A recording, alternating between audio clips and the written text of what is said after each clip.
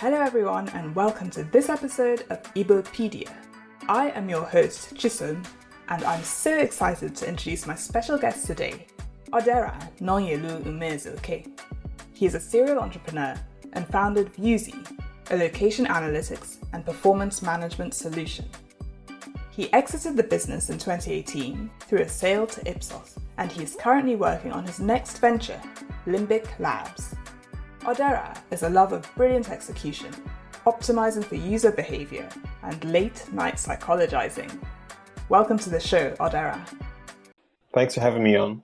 It's great to have you, and thank you for joining us. So let's get straight to it. Can you tell us a bit more about Limbic Labs? What is it, and what do you guys do? Sure. So in a nutshell, after we sold Vuzi a couple of years ago, I didn't want to jump straight into starting up a new venture, a new technology company at least.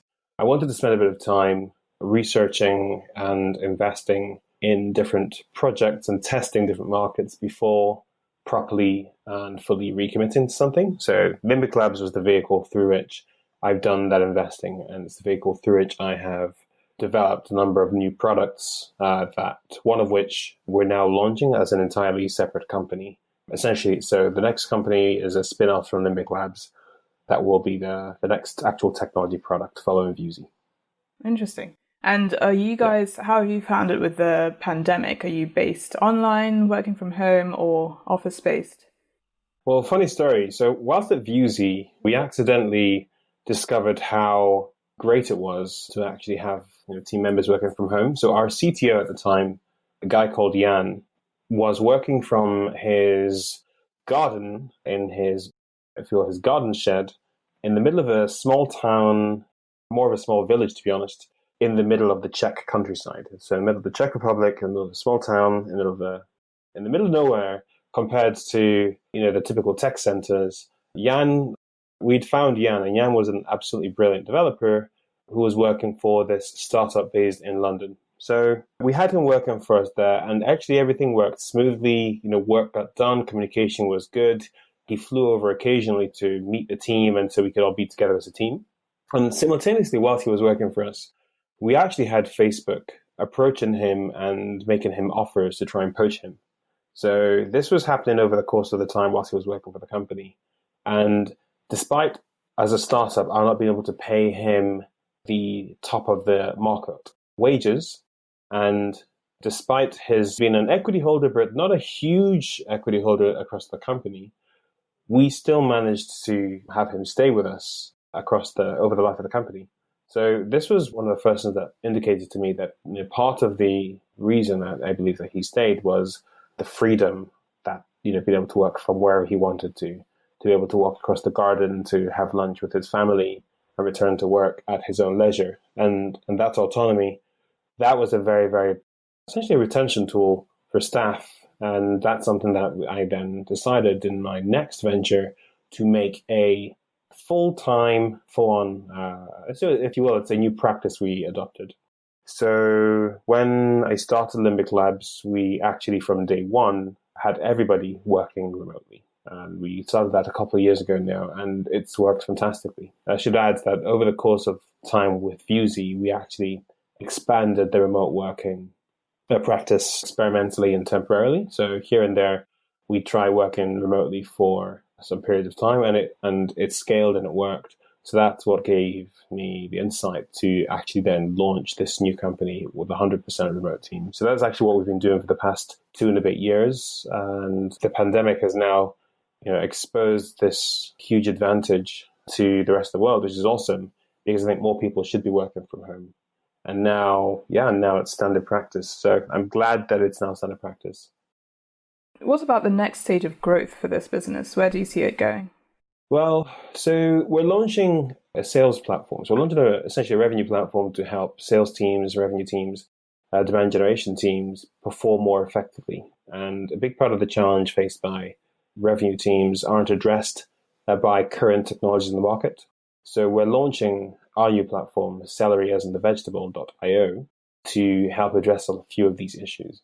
And as we put this together, launch and go to market, we are really at the early stages of the company. So it's early to speak, but we're now revenue generating. The team is operating across a few different countries, and work's getting done. We have some really interesting customers using the product already, and quite a few more lined up. Next things for us really are just getting to what we call product market fit. So getting to a stage where we are confident that we are really resonating with customers. We're confident that we have built something that customers love. And then from then we will be leaning into scaling. So our focus right now is love between the customer and the product. Great. Let's find out a bit more about you with some quick fire questions. First topic is travel. And you get to choose. I'll list a couple of things and you choose which one is your favorite. Okay. Beach, safari, or city vacation? Ooh, beach, safari, or city vacation? I'd have to say safari, actually. I mean, if I could escape to a city afterwards for the nighttime, that would be great. But I haven't spent the past 15 years living in London. I'm ready for a bit of a change, so I'd say safari. And favorite seat on an airplane? Aisle or window? Oh, always the aisle. Always the aisle? I mean, always the aisle, yes. How come? Definitely. You're one of those people that gets up 5 times in a long-haul flight. I am one of those people. I don't know, I like the extra space to be able to lean to the side and have a little bit of extra room. I'm quite a big guy. I think 6'2". So if I'm in the middle seat or the window, I'm generally squashed. Yeah. Well, as someone who's 5'5", I feel like I was pretty much designed for any seat on an airplane, any class as well. These are the perks. We can reach the top shelves, but you guys don't have we can have comfortable long-haul flights. Exactly, yeah. Okay, so which is your favorite city, London, or which city do you prefer, London or Lagos? Like I said, I've been in London for the past 15 years, and it has been very good to me. London's full of culture. It's a fantastic place. But I love where Africa is. I love where Nigeria is at this point. We are at an inflection point. As a people, we are just growing quickly. We are skipping past decades-old infrastructure, technology. We're putting education and healthcare programs in place. It's just such an exciting time to be on the ground in Nigeria, to be on the ground in Africa in general. So I would actually have to say, at this stage in my career and life, I'd actually have to say Lagos. Well, you're in line with this podcast theme, so that's a good choice. Next question, morning bird or night owl? 100% night owl. For whatever reason, I have 2 days within the same. So I start my day typically between 8 and 9. We have team calls, and then I go about my morning routine after the team calls. And then I get to work maybe between 10:30 and 11 on my agenda. And that will take me straight through to maybe 7 or 8 for dinner, with a bit of a break for maybe a couple of hours. But then that's when I get my creative second wind. And it's only really after that I actually can get, let's say, deeper thinking work done. So yeah, I'm 100% a night owl. Finishing at 12, 1, 2, 3, 4 is not uncommon. Okay, yeah, definitely firmly in the night owl camp for you then. Firmly, okay. Yeah. Moving on to food. Let's talk about popcorn. Sweet or salty? Actually, both. Oh no, you're a mixer. I'm a mixer. Listen, the best flavors in life are sweet and savory mixed together. A bit of plantain with that jollof, for example. Yeah, so sweet and salty, 100%. It's the unique combo. What about puff puff or chin chin? Chin chin, 100%. Pounded yam or Gary? Okay. In this case, so you're lucky you didn't throw in ground rice. But in this case, I'd have to say pounded yam. Pounded yam. I'm a Gary girl. You're a Gary girl. Okay, pounded yam for me. Okay, if you could eliminate one food so no one could ever eat it again, what would you destroy?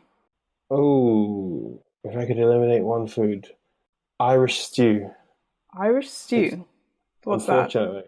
that? Exactly. I'm sorry to all my Irish brothers and sisters out there. It's just that I find Irish stew it's really watery for me, and the potatoes in it, it just disagrees with me. I like my food really rich, really rich and flavorful. So I do apologize if I've offended anyone, but I'd have to pick on Irish stew there. And I say this Yeah. knowing that actually that's where I was born. So, I'm kind of Okay. also including myself in that. Okay, and let's talk about tech a little bit in our quickfire Sure. questions. If you had to Okay. delete all but three apps from your smartphone, which ones would you keep? So, i.e., three Oh apps my that have goodness. changed your life. I may as well just throw away the phone at that stage. Okay. If I had to delete all but three apps from my phone, I would have to say, gosh, this is so hard. All right, what apps would I actually keep? I'm going to have a look at my phone and see what I actually keep and use. All right, I would keep ClickUp. ClickUp is a collaboration tool. It's absolutely fantastic. I use it every day. It's how I keep myself organized. It's how I run my entire agenda, my team's agenda. It's basically my diary, planner, everything in one. So I'd keep ClickUp. I would keep YouTube Hmm. because it's actually just a massive source of education for me. These days you can learn anything, and I mean anything, for free. Yeah, and YouTube is a great resource for that. And then lastly, I'd probably say either Slack or WhatsApp because you have to communicate. I'm going to say WhatsApp. I would keep WhatsApp. So Yeah. WhatsApp, YouTube, and ClickUp. Great choices there. Yeah. It's interesting that you use YouTube for education. I think that's an interesting angle. It's not immediately what comes to my mind when I think of YouTube. Yeah, YouTube is actually fantastic for education. It's literally, you can access all sorts of knowledge. I mean, the most popular content on YouTube is obviously entertainment. But if you just take a look at any topic you're interested in learning, there are dozens, if not hundreds, of videos teaching that particular topic. Really, really great resource and absolutely free of charge. Let's talk about where it all began. Where did your journey start? Which country? What were your early experiences? Well, as I mentioned earlier, I was actually born in Ireland. So, yeah, I'm actually on paper Irish. And yeah, I mean, some of my earliest experiences were like traveling with my family. We did a fair amount of traveling as a kid. We were fortunate enough to be exposed to different cultures. So we spent a bit of time in obviously Nigeria, where I went to school, primary school in Enugu, where I grew up. And I still remember going to being dropped off at primary school and really wondering what I'd done wrong and why I was being left behind and what was that all about? Can we negotiate? Yeah, I have Were vivid there memories. tears? There were screams. There were screams. But yeah, that was basically me as a kid. And then basically from Enugu, where I grew up, to the Middle East, where we were also spending time together as a family. Then we moved to the UK. After graduating university, I went down to London, and I've been in London now for the past 15 years. And I went down to become an investment banker. I'd heard about this thing called banking. It sounded cool. I thought I'd get some street cred for it, so let me go and see what's up. So I joined the banking, crusade and worked there for a few years. Ultimately, though, I knew it wasn't my passion, and I struggle to properly commit myself and invest myself into anything that I don't feel fully passionately about. So I left after a few years and basically started my entrepreneurial journey at the age of, I think it was about 23. Yeah, that's basically the first part of the journey. As a child, were there any sparks, any passions of this entrepreneurship? Did you do anything entrepreneurship related, Oh my or was it goodness. It was after? it was a raging fire. It was more than a spark. It was this burning desire to, I mean, I think I must have picked up a Forbes list or something that gave me a channel to, into which to pour this just, I guess, I don't know what it was, but I really wanted to do something, something great. And so I decided at the time, I'd never heard of the word entrepreneurship. Tech wasn't really a thing. I must have been definitely less than 10 years old. So I remember deciding very early that I wanted to be a businessman. And that was how I came at it. So I pictured myself in my suit, my little suit and my tie and my briefcase. And that was my vision of who I would grow up to be. You can just picture the slightly baggy suit now. Yes, oversized. Yeah, exactly. Yeah, so that's kind of where it started, and this led to me. I really wanted to learn as much as I could at first before I dove in. So I picked my subjects for this. So I picked a bit of business at GCSE, some technology. It was called ICT at the time, and I got rid of a few of the other subjects because you had to get rid of a few so you could focus in. And got rid of history, and I think I chose a few of the others as well. University, a degree in basically technology and business, with a smattering of Japanese thrown in for good measure. Oh, and yeah, so it's been a long time passion, but I actually did start something else. So how did the vision that you had for yourself as a businessman in that oversized suit fit in with the vision your parents might have had for you? Because we all know that Nigerian, particularly Igbo parents, like the whole doctor, lawyer, engineer thing. How did that fit in? Yeah, my parents wanted me to be, I think it was, at first it was a doctor, but when they saw how, I must have been quite back-chatty and argumentative as a kid, unfortunately, so sorry, Mum. So I think they decided, no, the way this guy argues, he must be a lawyer. So they, so as a kid, they were nudging me in that direction. But I had my mind so firmly set on doing what I'm doing now back then that this really was what I'd committed to. I chose my subjects in this direction. And actually at 16, I started the first, I guess, call it, of any type of venture. So I actually used to buy computer parts. I used to get these industry computer mags, and then I would identify suppliers. I'd ring them up, and I'd order computer parts from them. And I would basically get these different parts together, assemble them into a computer. And then I found out that if you advertise online, because by now the internet was around, it's the year 2000. If you advertised online, you could actually put an ad in the local loot magazine. But here's the trick. If you marked it as second hand, it was free. So I found a way to do my advertising free of charge. My factory was my mother's back room, in the house. And so I had no labor costs. I had to cover, all my own hardware costs. I had some pretty high margins because I had no advertising costs as well. So I think I was making 33% gross margins on hardware sales, which, for me, beat, sort of a part-time job at the, local McDonald's. And that's actually where I got started.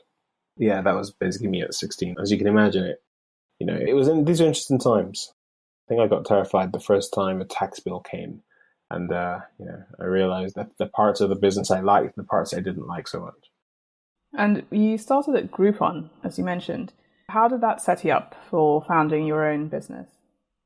Sure. So after the first thing I ever started, I ended up actually joining a tech startup that at the time was called My City Deal. And My City Deal was a venture that had been started by a couple of brothers called the Samwer brothers. So Ollie and Mark, they're German brothers who basically focus on building out, technology companies.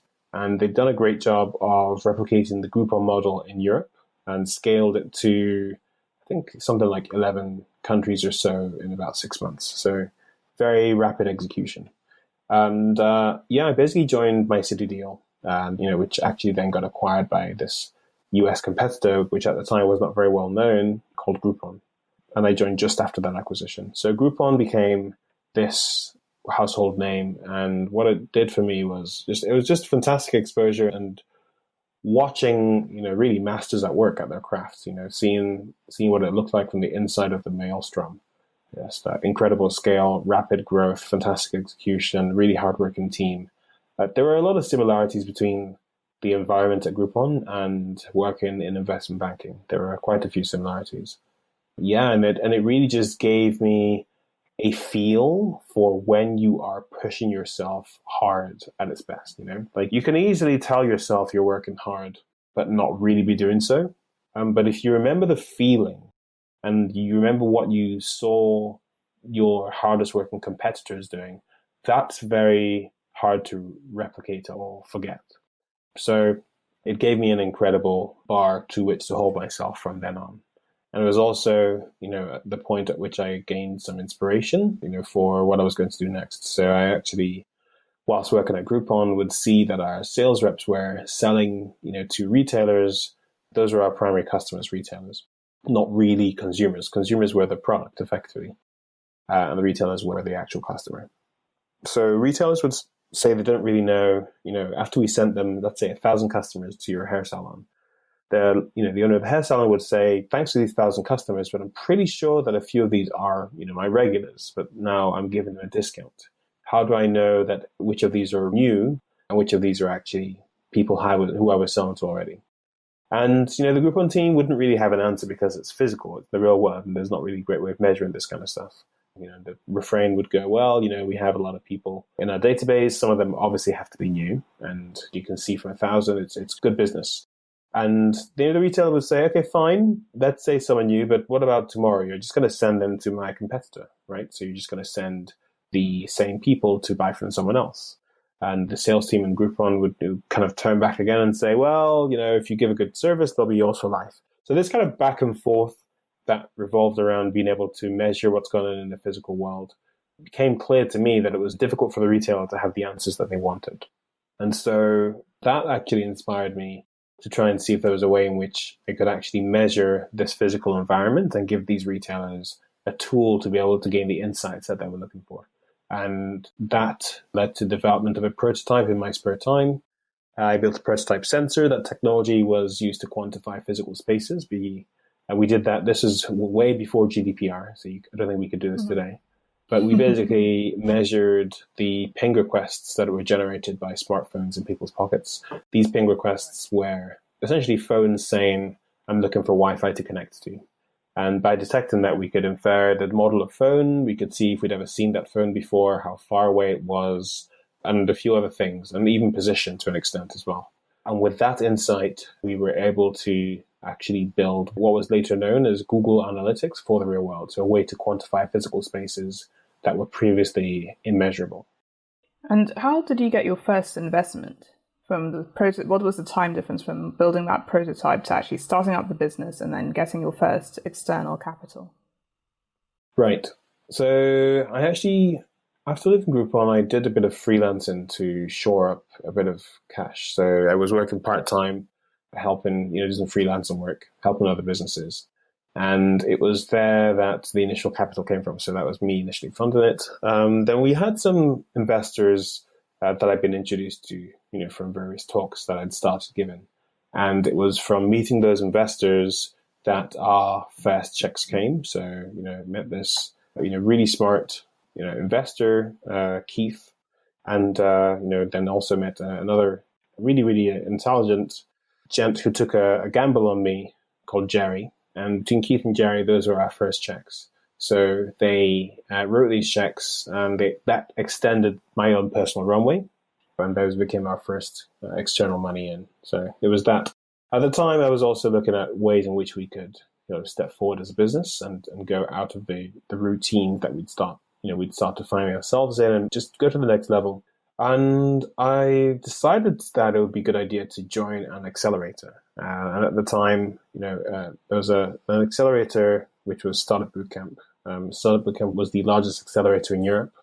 And I basically said to, at the time it was a small team, that I was looking to, to see if we could join. We made an application, we went through a selection process. We had to fly over to Amsterdam, get interviewed by about 20 investors. And in the end, we were one of the few selected. So we were fortunate to have gotten, and that was really our start. So that's when Viewsy kind of went from possibly happening to this is actually happening. Yeah, it must be a great feeling. So you start this from scratch and you nurture the business. I mean, it must be a strange feeling when you decide, actually, I'm going to let this go.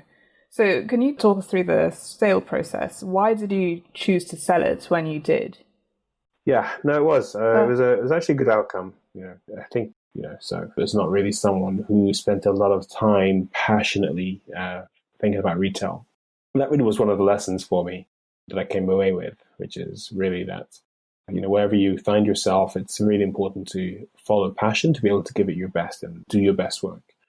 And so all put together, I decided that the offer was good enough, that they made us to acquire us, but we actually received at that time, word got around that we were in talks And then at that time, we had about, in the space of 14 days, and we had about 11 other potential acquirers approach us that we then spoke to.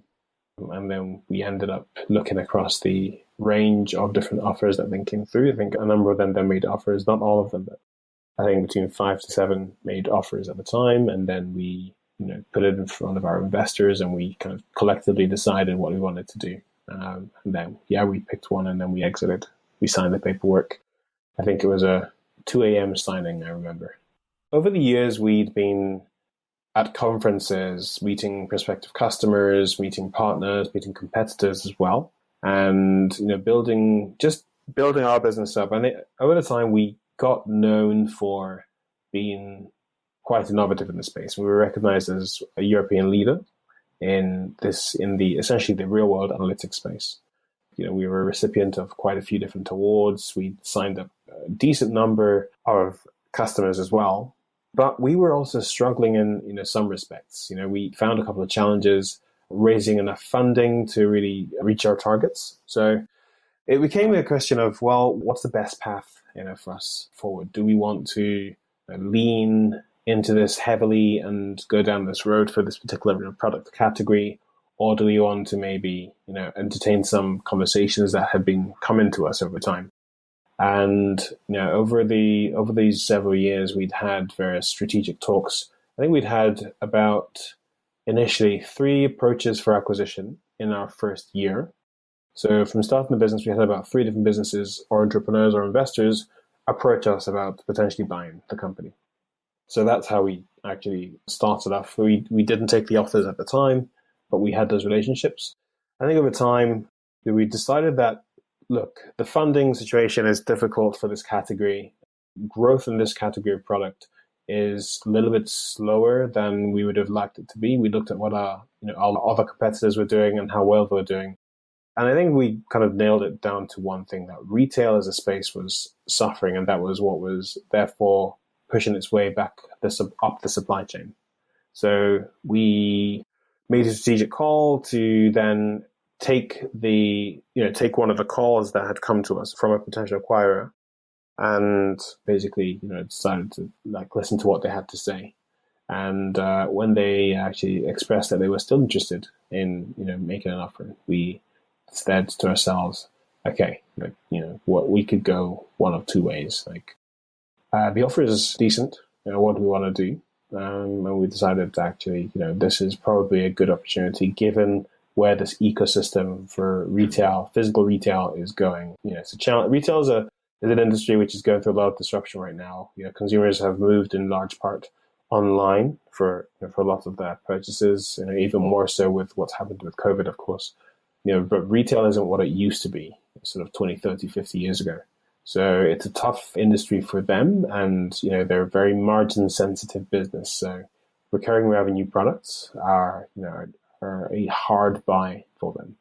So anyway, we decided that, look, this is a space which is having some challenges, and it's probably not the space that I personally am the best fit for solving problems within. I'm not a shopper. I go shopping maybe once, maybe twice a year, at a stretch. All worth it in the end. Looking back, it was the best decision, and I'm actually glad that we took that decision. It's been well documented that many people have refined their cooking and baking skills during lockdown, and rumor has it that you are one of them. So if you had a dinner party, the rumor mills, if you had a dinner party at home, and you could invite 3 guests, living or deceased, who would they be? Oh my goodness. Okay, this is a tough one. Dinner guests, 3 of them. All right, so one of them would absolutely have to be Elon Musk. Actually, yeah. Interesting choice. Yeah, I think there are a few people who have such a compelling vision for the future of humanity, and he would be absolutely fantastic to have at the table. I would love to have Einstein at the table. If I could have Einstein sitting there, I would love to be a fly on that wall, just be a part of that conversation as well. I think that would be absolutely fantastic. Just 3? Okay. The last guess. You can have a bonus one if you must. I think I would have loved to have met Nelson Mandela, actually. Yeah. I didn't get the chance when he was around. So I would love to have him as one of those guests, absolutely. I think he would be, his insights on humanity and the struggle of apartheid in South Africa would really, that would be really amazing to listen to and learn from. And you said a bonus. Okay, so there's a tough one. I would love to actually have Noah from Noah's Ark at the dinner table. Oh, really? Yeah. That's a unique choice. Imagine being someone who, felt so compelled to act that he went against all common sense and, started building this crazy ark. I would love to kind of understand what kind of self-conviction that, you'd need to do something like that. That will be an incredible conversation as well. Just imagine the wild look in his eyes as he recounted that. Yeah, I think let's go with those four. Yeah, so it's an interesting mix because 3 of them are deceased. So you have 1 living, 3 deceased. Yeah. But all intellectual heavyweights. Mm. Well, we don't have Noah as an intellectual heavyweight, but he was probably a good builder. Okay, so tips for startups. Let's see. I think it's been said before, but it's actually so true. Persistence and perseverance. You need to be able to take a beating. Startups, building any company is really like just taking, bruising after bruising, after beating, after beating, after punch, and being able to weather it, whilst at the same time not getting carried away with the fantastic highs that happen at the same time. So there are very high highs and very low lows. There's incredible amounts of stress, that come with it. And after a while, you get this inner calm, which means you absorb it all and it's all one and the same. Yeah, the persistence to see through the highs and the lows, I think, is absolutely key. So, if you are going through hell, carry on going, as they say, and, you will come out the other side. Yeah, that I think is really a key one. In your view, which industries or sectors do you think will be the